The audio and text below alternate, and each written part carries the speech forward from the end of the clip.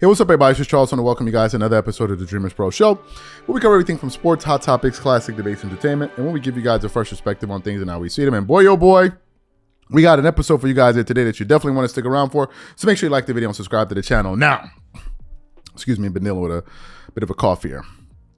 You know, the NBA season is here when Stephen A. Smith starts going at Kawhi Leonard again.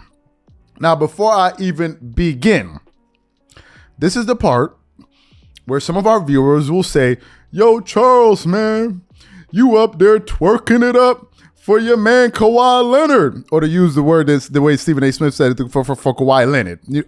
Why Stephen A. Smith be calling Kawhi Leonard Kawhi Leonard? Kawhi Leonard doesn't have an E in it. It's like Kawhi Leonard. So that's how Stephen A. Smith be called him. So I understand that. I expect that. It's part of the game. Everybody got their favorite player. So I totally get that. Now, for those of you in attendance who may not be aware about the relationship or lack thereof between Stephen A. Smith and Kawhi Leonard, Stephen A. Smith, for whatever reason, has been going at Kawhi Leonard for one or the other thing for like a few years now. And yesterday was just the latest example of it. As y'all know, Kawhi Leonard returned to the court after not being healthy for over a season, but he played in the first preseason game, and we actually talked about that a little bit.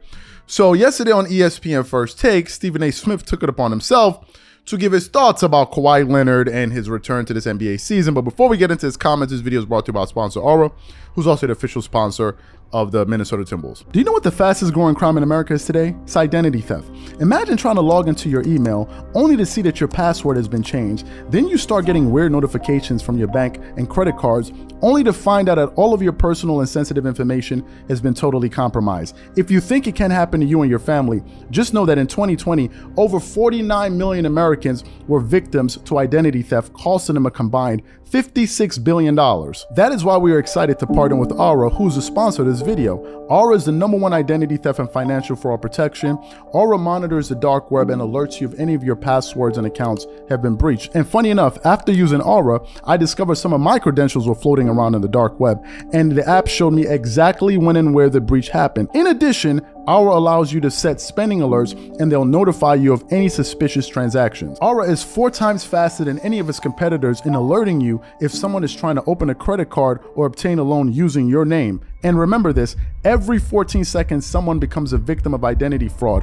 Don't let it happen to you. Now click the link in the description and try Aura for free for 2 weeks and see if any of you or your family's personal information has been compromised. Start your free trial at aura.com/dreamerspro. And when you try Aura, by using the link in the description below, also know that you're supporting this channel. Thank you. So what we want to do is now we want to play what Stephen A. Smith had to say here, and then we're going to come back and react to his comments about Kawhi Leonard. The Clippers cannot be ignored, and the Clippers, to me, are the #1 threat to the Golden State Warriors. Now, I will say this. As we all know, reflecting on the past that I swore I would forget, and I'm just going to stay there, Keisha. I'm going to stay there, all right? Reflecting on it, listen, I said what I said about Kyrie Irving. That damn Kawhi Leonard has gotten off the hook long enough. Enough of this. Now, I know last year, you had the, torn right ACL. I got it. You missed the entire season. But when we talk about a cat that is an absolute professional at missing games, Kawhi, nobody beats him. He the champion. He the 5-time champion. 2017 played 9 games. The year they won in Toronto, he played 60 games. That load management, he was healthy. They avoided back-to-backs. A lot of games, he missed about 22 games. Next year with the Clippers, first year, he missed 25 games, okay? All right? Next year after that, he missed 30 games. And then last year, he missed the whole season. This brother misses more games than a little bit. And we never say anything because Kawhi Leonard don't talk.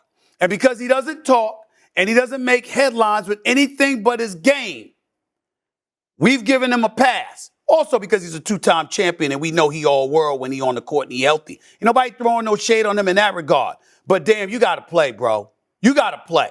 You got the bag. You getting paid. I assure you he ain't miss a check. I promise you that. Just trust me what I'm telling you. I know. He ain't miss a check. He ain't miss a check. He ain't miss a helicopter ride. He ain't miss none of the perks that he getting. Can we see you play, please? Please. Pretty please with sugar on top. Because he one of those dudes, Keyshawn, at least it seems. He ain't healthy unless he 100%. There's plenty of dudes that play that ain't 100%. Kawhi Leonard got to be on the court. We got to start paying attention to that brother because he's a superstar, because he's a winner, because he shows up every night, all night when he's playing on the court. We got to mention the fact that this brother got to show up to work too. So you heard what Stephen A. Smith had to say about Kawhi Leonard right there. And here's my take on this, right? I, in the past, as a Kawhi Leonard fan, have been critical of Kawhi Leonard for sitting out games that he was perfectly healthy to play. And the reason they gave for sitting out games was for rest. I didn't like that. And we said this before. It's not like, is it for the people that have been here, probably when we had around 10 or 20,000 subs, these guys will remember that, right? Like, it's just something I didn't like. And it would hurt their team, the Clippers, because there were times when they need their best players available, and they'll be missing games, and team is losing games, going into losing streaks. So it was something that I absolutely didn't like, and I was really happy that when, Ty Lue took over the team as a head coach, I was very happy to see that he was basically getting Kawhi Leonard to play back-to-back. He was like, listen, it's just a psychological thing. You can play back-to-back. Like, there's no reason, for you not to be able to. So that was, that was one thing, and I was vocal about that. So I'm not here trying to act like as if I don't know that Kawhi Leonard in the past has not played basketball games, when he was perfectly healthy. However, this particular situation, I think is different. Why? The difference here is not that Kawhi Leonard did not play basketball because he was load managing over the last year. That's not the reason. The reason the guy has been out was due to an injury, and that's a fundamentally different reason. It's not like as if he's healthy and he's not playing and the team is not giving any conclusive information as to why this guy's not playing. That's totally different. In this case, Kawhi has actually been hurt and he's coming off of an injury. That's number one. Number two, in the last time we saw Kawhi Leonard in the playoffs, I just want to read you guys some of his stats.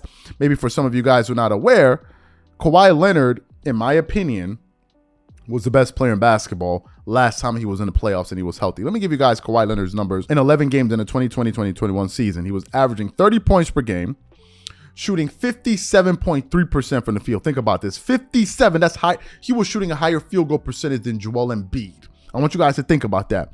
He was shooting 39.3% from the three, 88% from the free throw line, getting you 7.7 rebounds a game, 4.4 assists, only 2.2 turnovers, and 2.1 steals, and 0.8 blocks.